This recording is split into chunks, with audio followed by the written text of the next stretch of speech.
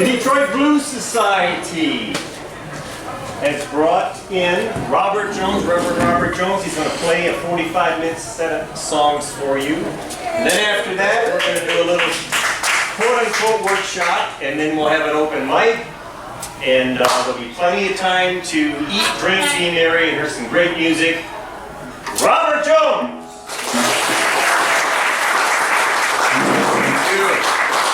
Thank you, Leonardo. You will. Thank you to Steve, Zodiac, and to Tom, and to all of you who work so hard to keep blues alive in metropolitan Detroit. Big thank you, Maggie, for bringing me a trusty substitute harmonica holder.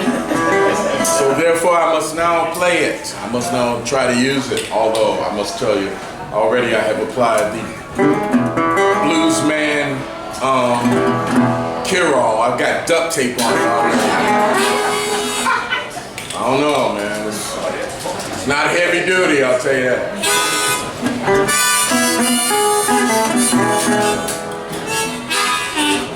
Well, maybe not. We're gonna work on that. When I was a kid, my grandmother brought home a record. Y'all remember records, right? Yeah. It was big compact disc. And this record changed my life. It was Sonny Terry and Brownie McGee. And Sonny Terry played harmonica, Brownie played the guitar. And they would do great songs like Hooray, Hooray, This Woman Is Killing Me. Or songs like Cornbread Peas and Black Molasses. And I remember that my grandmother was really excited about it. She said, "Cause this is the music we used to listen to down south." All that was good came from down south. So I learned how to play along with Sonny and play along with Brownie, and I became a blues fan. One of the songs that Brownie used to do was a song called Gone But Not Forgotten, about a brother who thought he understood his woman only to come and find his clothes sitting out on the front porch. Still, he couldn't get her off his mind. So it went something like this.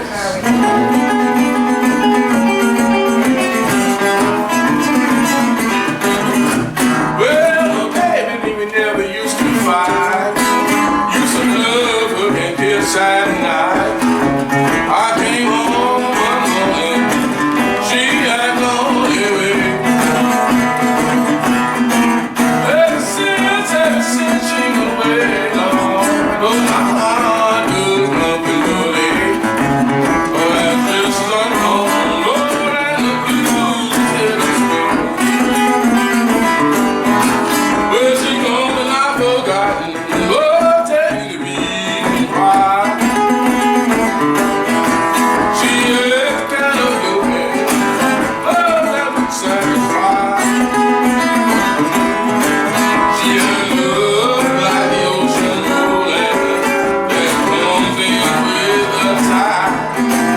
Well, I hope, Lord, I hope that for the day she let love roll by my way and explain to me myself, Lord, the reason why she died.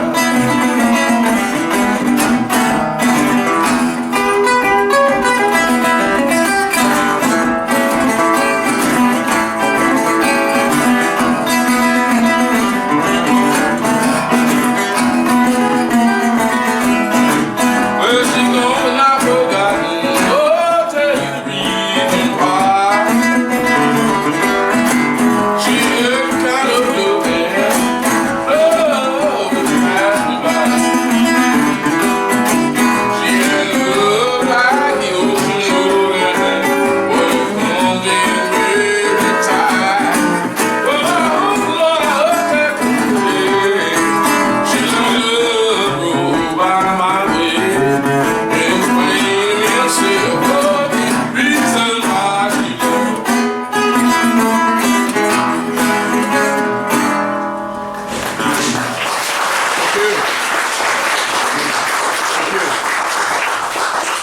I don't know if I thanked my good friend Leonardo Ginola, but he does a lot of great work to keep this acoustic blues alive and going.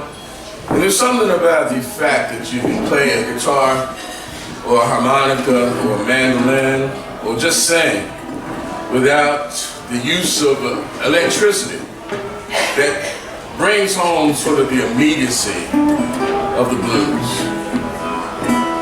And it's a good thing, because when folks started with this music, they didn't have electricity. They didn't have electric guitars and pianos and things like that. They had the human voice. And the human voice could be as expressive as any instrument.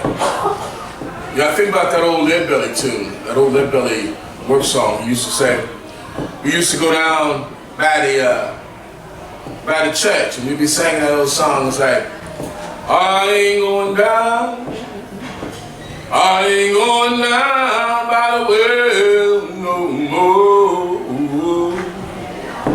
I ain't going down, ain't going down by the well no more. If I could ever, if I ever pay the debt I owe,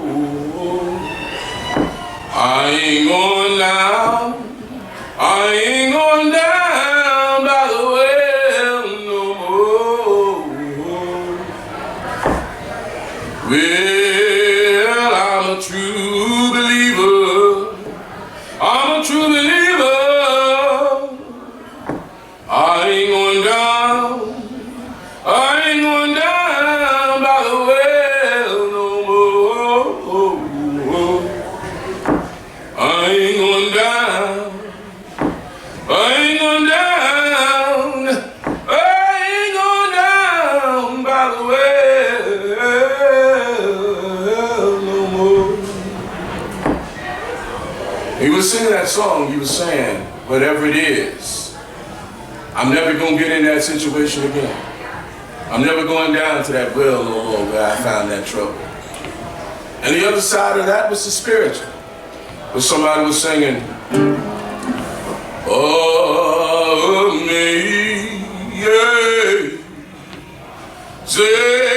amazing grace, how sweet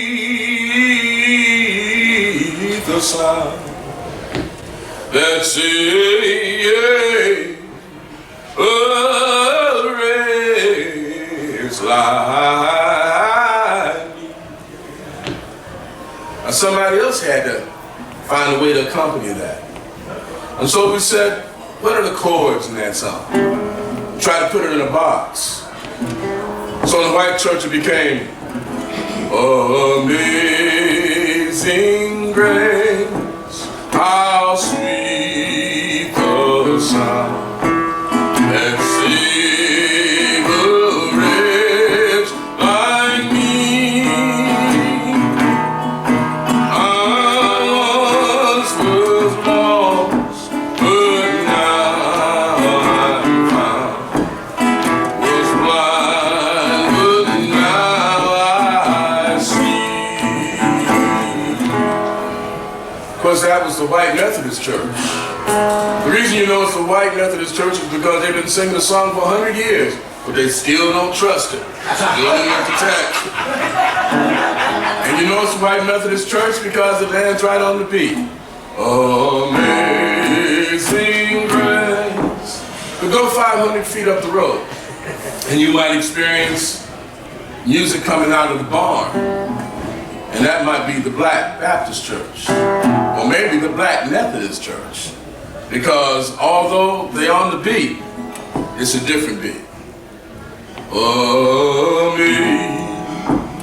Amazing grace, how sweet the sound that saved a wretch like me.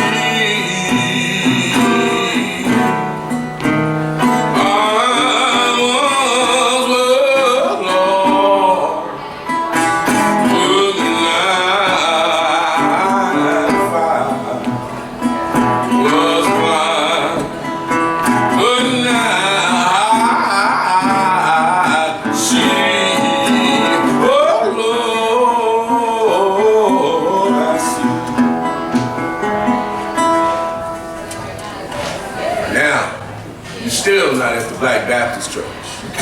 Because at the Black Baptist Church, we throw away the melody. We throw away that idea of having to be in that box. And some old timer comes up and just lines it out. And whatever it is you got on your mind, it could be trouble, it could be sickness, it could be death. You can't sing the blues about it because the blues haven't been invented yet. If you were a slave, you could not sing the blues. You could have the blues, but you couldn't sing it. And you couldn't be like, if I could get me a great big gun, I'd chase the master, I'd make it run. You can't do that on the plantation. Well, you can do it once. That's it. But if you moan here,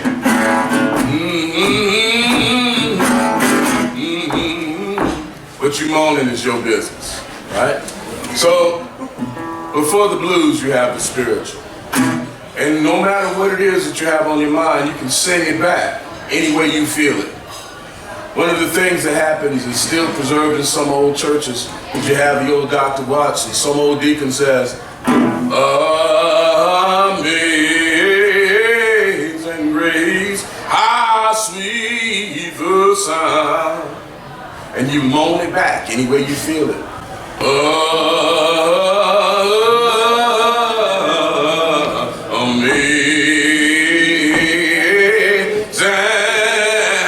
Amazing grace,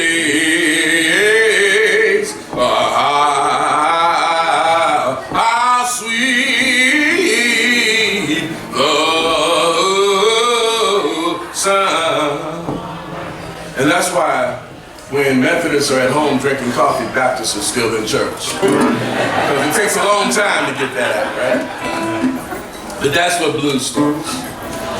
And I've had the pleasure through the Blues Society, through Tom and Steve, we've gone into some schools this year and talked about blues and done some assemblies. And we're looking forward to doing a lot more of that to get kids up to speed as to where their music comes from. The fact of the matter is, the blues sort of forms the basis or the spine for popular American music. If you think about the minor pentatonic scale, which is the improvisation, and the major pentatonic, which we use for rhythm. In the 1920s, we had those boogie-woogie piano players doing songs like, every time I jump up, one time I overall. Won't you hand me down my jump up, one time I overall. Well, I'm about to catch a train, yeah, what they call a cannonball. That was hot stuff in the 20s. But by the time the 1930s rolled around, America was in a Great Depression. And a lot of those boogie-woogie piano players showed up in black churches. And all of a sudden, black church music started sounding like boogie-woogie. They didn't call it church boogie-woogie, they called it gospel.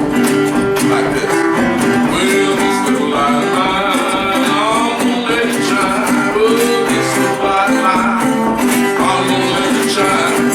This little light of mine, oh, I'm gonna let it shine. Let it shine, let it shine, let it shine. Remember that song? Everywhere I go, I'm gonna let it shine. Yeah, everywhere I go, I'm gonna let it shine. Everywhere I go, Lord, I'm gonna let it shine. Let it shine, let it shine, let it shine. Well, my God give it to me, I'm gonna let it shine. Yeah, I got it. I'm gonna let it. I got it. Lord, I'm gonna let it shine. Let it shine, let it shine, let it shine. Same 5 notes, same 3 chords. Well, that doesn't end there. You know what happens? It's like 1935. You get a guy by the name of Bill Monroe. Bill Monroe is going to take country music and bend it with blues, come up with a new style called bluegrass. And in bluegrass, which is about the most un-Negro music you can imagine, 5 white guys standing around wearing cowboy hats going, yeah! But bluegrass has got blues in it because the rhythm guitar player by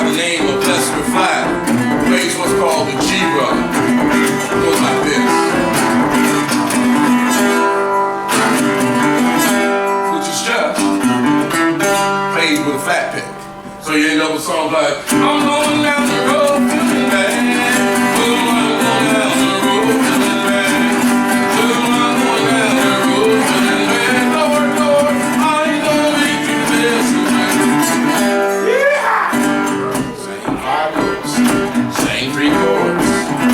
Then we moved up into the 1940s, just like 1948. You got a guy by the name of Ray Charles. Not to be confused with Jamie Foxx.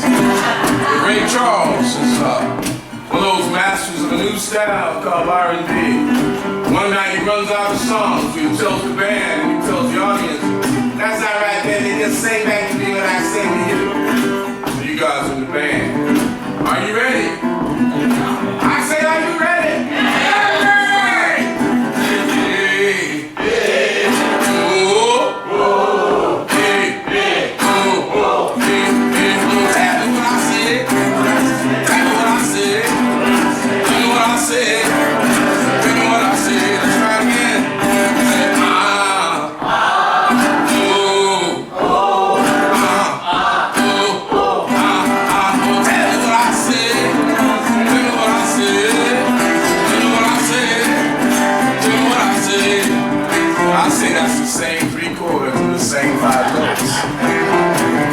Then what happens is we move into the 1950s. And everybody's got a television. Well, maybe everybody doesn't have a television, but you got a friend who's got a television. And on Sunday nights, it's only got 3 stations, right? So on Sunday nights, everybody's sort of watching the same thing. Out in New York, there's a show called the Ed Sullivan Show. Ed Sullivan comes out and says, ladies and gentlemen, we have a really good show for you today. You're gonna like this young man. He's up from Memphis, Tennessee. By way of Tupelo, Mississippi. You're gonna really like him. He uses 3 chords and 5 notes, ladies and gentlemen. And the kid comes out and he says, time for the money, for the show. You're running out, go, cat, go, go. First of my persuasion. You can do the things, so my persuasion.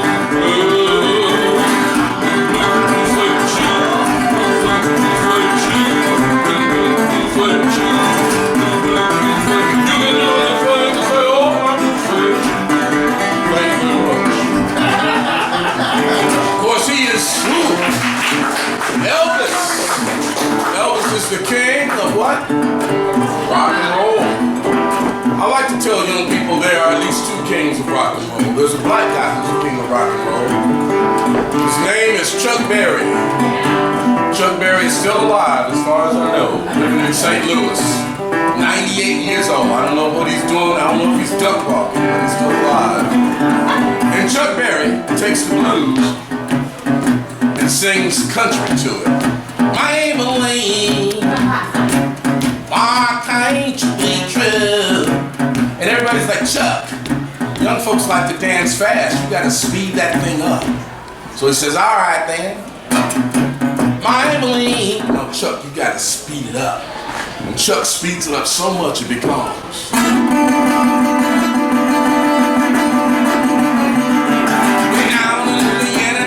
Orleans, back up in the woods of an evergreen. Good old cabin painter working in the wood, better let a little ball and Johnnie be good. Little rock never been a right to the world. He can paint the guitar and bring it up and music go. Go, Johnnie, go, go. Go, Johnnie, go, go. Go, Johnnie, go, go. Go, Johnnie, go, go. Yeah, Johnnie.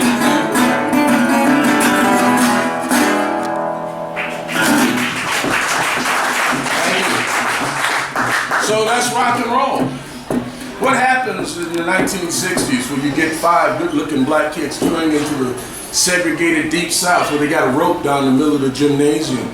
They got a rope down the middle of booths to keep the black guys and the white guys and the black girls and the white girls from dancing together. And they go down into the segregated South. And when those kids hear those 5 notes, when they hear the way they play with those 5 notes, those kids tear down the rope and start to dance. I got sunshine on a cloudy